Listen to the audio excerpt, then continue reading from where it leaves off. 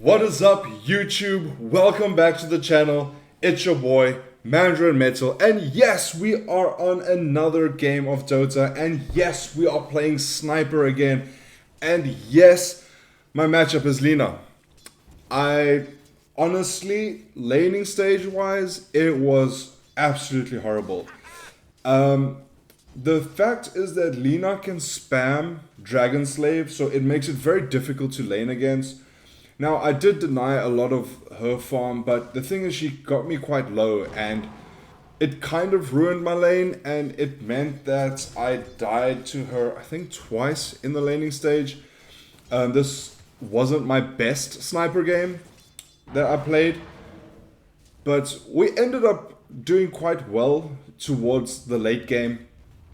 With Dota, you have to know your timings, and we hit a massive power spike here by mid game because we were just doing very well.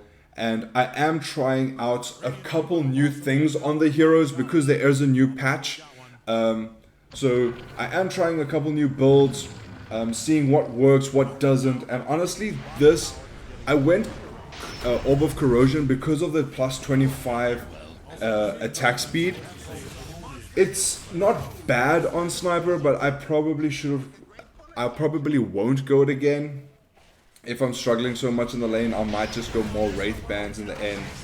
And yeah, our Weaver was doing very, very well.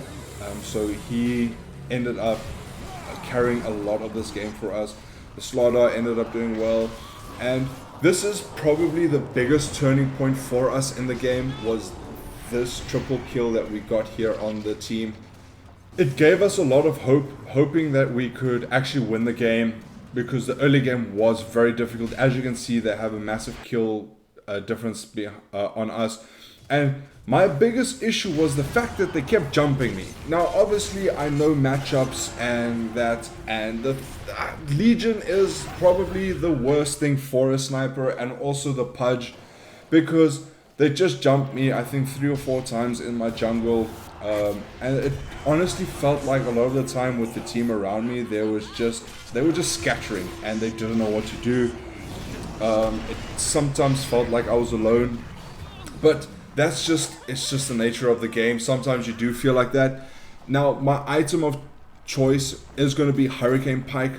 The Pike is going to help me engage or disengage from a fight. It's just going to kind of separate me from the Legion, hoping that, you know, with the Pike I can just kind of get out of range of the Legion. And she was getting a lot of duels, and it was not great. I could see that we were struggling to deal with the Legion. And one thing I would go next is Maelstrom. And now they've also reworked Maelstrom, so there's an extra component to help build it. And then you build it into a Gleipnir, or you can build it into a Mjolnir. But I went Mjolnir. It just helps with the attack speed, just makes me shoot a lot quicker. And then I was contemplating whether to go a Daedalus over here. So we do end up getting another massive kill advantage on them. Here we kill their 2 cores. Now this is again Lina and Jug right here. They're trying to focus the egg. Again, the Weaver was doing outstanding work. The positioning of the egg allowed the Weaver to kind of have free reign in this fight and allowed him to get a double kill. And I think I secured the other 2 kills, if I'm not mistaken. But with this kill advantage, this is not something you want to do with Sniper. With Sniper, you know, they were shutting me down, and it was becoming increasingly more difficult in the game to do anything.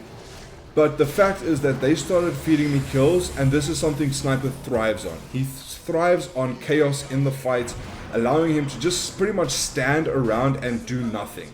Because you're just wanting to fire. You're wanting to kind of kill these guys as quickly as possible with the range you have. And here you see the Legion does end up jumping me, but with my team actually responding to it, it helped me a lot. It meant that we ended up killing the Legion commander.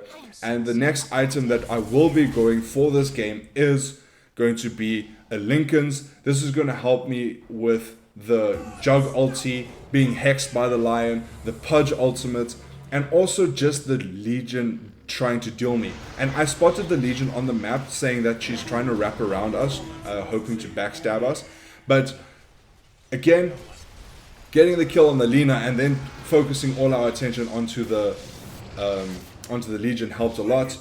And they just started dropping like flies at this point. The Weaver was doing ridiculous amounts of damage. And you're going to see here now where the Lincolns comes in handy. I actually sat in this lane and I was like, I'm going to get jumped by the Pudge, or I'm at least going to get hooked. And at this point, I was like, you know what? I need to turn around and run. And it was too late. I get hooked by the Pudge right there. And there is where the Lincolns pops. He wasn't able to ulti me, but I was hexed by the Lion, dueled by the Legion. Not the best play from my side. I should have backed off, especially knowing what could have been.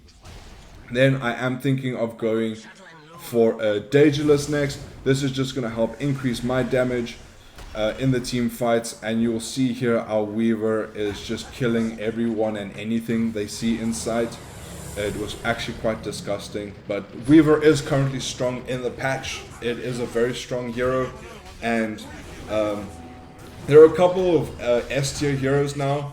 Might not be ability wise, but in terms of just item choices and item priorities, you become an S tier hero. And that was pretty much the game. We won the game. We ended up securing a full team wipe. Well, I say we, the team secured a full team wipe. And yeah, that was pretty much the game. It was absolutely a stomp towards the later game, and that just shows you how item choices are important, and also your timings.